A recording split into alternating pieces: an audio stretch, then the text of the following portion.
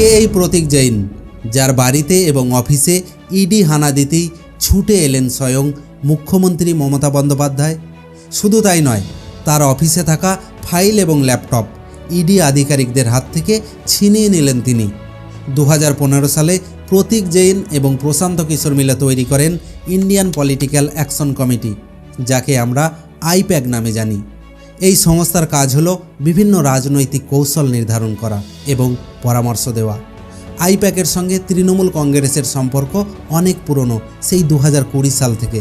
এমনকি মমতা বন্দ্যোপাধ্যায় প্রতীক জৈনকে পার্টির ইনচার্জ বলে উল্লেখ করেছেন।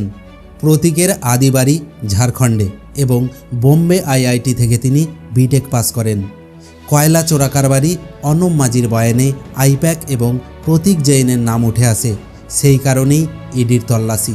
কিন্তু মুখ্যমন্ত্রীর রণংদেহী মেজাজের কারণ কি? আপনার কি মনে হয়?